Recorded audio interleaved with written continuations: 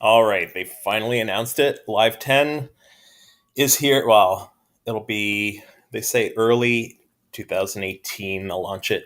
Um, and you get 20% if you uh, upgrade now, 20% off the upgrade price, which is about 300 and something dollars. Um, but some people are saying they're not seeing the 20% most of the time. If you go into your account, you'll see what the upgrade price is. Um, and a lot of people, I guess, ended up having educational versions or not for resale versions, like review copies. Um, and you won't get the 20% with the educational version because they only give you the discount on the original purchase, apparently. Okay, so what's new in live?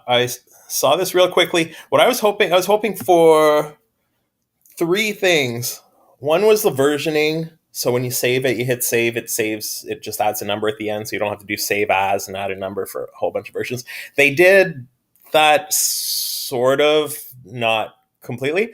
I was sort of hoping for something like Melodyne for to do the pitch correction, and that doesn't look like it's in there. And it's funny, a lot of the other DAWs brought it in there. I use Melodyne anyways, but it's sort of nice to have it built in.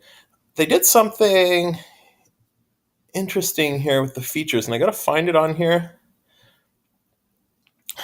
When they announced all the different features, I saw it on my phone earlier, and it's really easy, really well organized. But anyways, and the third thing I was hoping for, I can't even remember right now. So let's ignore that one. Anyways, a couple new things. One of them is a new device. Wavetable here is a synthesizer that's a lot of people are comparing it to Serum, and it's got the same concept. Apparently, you can't bring in custom waveforms, so it's not as useful necessarily. And obviously, Serum, every synth is different. But this one will be interesting to play around with. There's a new delay plugin that's built in called Echo, and that looks like it'll be interesting. I like the visual stuff they've done here um, with the panning and stuff. And the drum bus apparently great for getting the right sounds for all kinds of drums. So between dynamics and I think it's got some distortion, distortion and saturation and stuff. Pedal is a new plugin with for effects that are basically geared to guitars, but the way they're saying it, you can use it for a lot of other stuff too. You can use it for synths and other instruments, like any distortion and effects. Effects pedal. You can you can use it on anything. I love using these things on vocals. A lot of the time, you get some interesting sounds from them. Capture. This one's sort of interesting because I guess when you're just playing around on the keyboard and getting different patterns, just playing around, I guess through capture, you can go back. It'll happen once in a while where you've got something that just sounds right, and then you're like, okay, now I'm going to record. And when you record it, you can try 10 times. You can't get it the way you had it the first time. So, anyways, this one you can go back and bring in the notes through MIDI and bring them into your track. Edit multiple MIDI clips. A lot of people are loving that.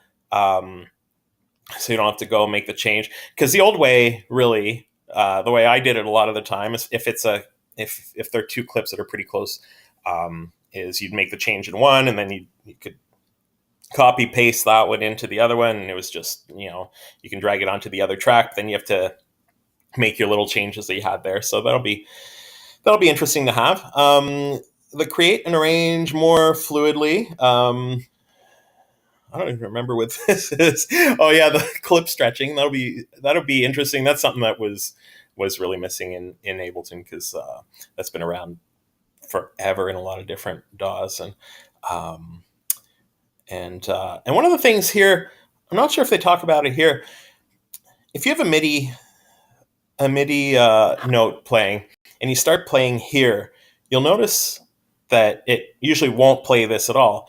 And they've set it up. I can't remember how they call it, but they've set it up so that you'll be able. I mean, you were able to do it if you freeze the track and everything else, but you'll be able to start playing here, and it will actually play what would be playing there. So it's basically turning MIDI into rendered audio on the fly. So that's sort of interesting how they were able to do that. So a bunch of things in the workflow. They were saying that there's colors for your for in the browser for your files and folders and everything. And apparently there's tags built in too. So that could be interesting.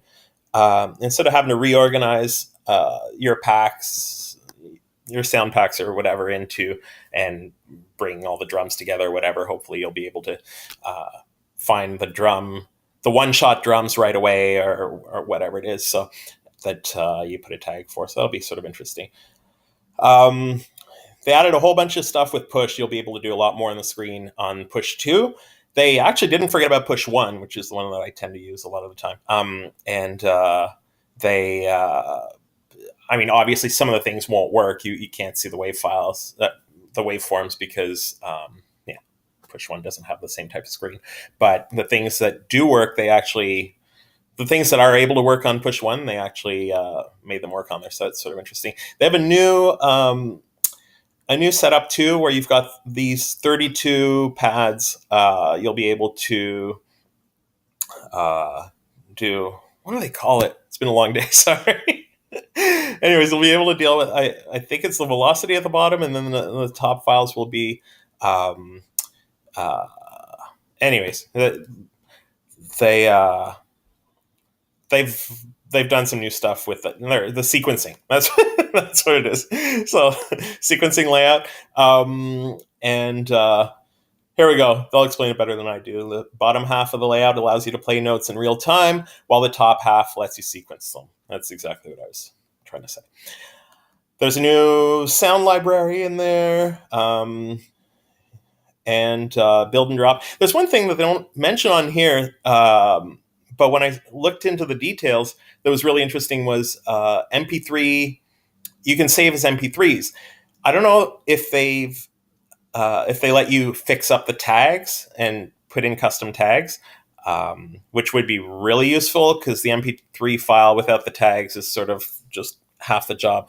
But anyways, and I've heard that you can actually save them both at the same time. Same way now that you have it when you're exporting, you can export to you can export your WAV file and then export your or upload it to SoundCloud at the same time. And I guess it'll give you another option for the MP3. So that'll be interesting, because a lot of people now are sending stuff to SoundCloud. They're sending stuff all over the place. So it'll be nice sort of to have the files all rendered at the same time. So yeah, they've got a lot of stuff relating to the drums. Max for Live is integrated into it, and that'll be sort of nice, because it'll load up right from the beginning. Until now, you had to load up once you loaded your first Max for Live plugin, it would load up Max for Live. So it took a little while the first time, and it was usually a lot quicker once the other ones. But it's all integrated now, and it'll blend right in and look just like a normal plugin. So that'll be nice. They say it'll be faster as well for the CPU with Max for Live, because you're not running 2 programs at once. So they've updated a whole bunch of stuff. I actually hadn't seen this. A bunch of the Max for Live plugins. One of them here that I noticed, the Shaper. I think this might be the equivalent of the LFO tool. I haven't used it. I haven't seen it, but I'm assuming that's what it is. So that could be interesting. And there is obviously the actual LFO in there. So advanced MIDI hardware. That one I don't tend to use. Multi-channel audio, that sorry, that should be interesting too. I hadn't seen that. So you'll be able to use it for surround sound. That's interesting for composers that are using Live 10. Oh, here's the thing. This is what I should have gone through to in the first place. So basically, I don't want to go through all of them again, but there's a whole bunch of stuff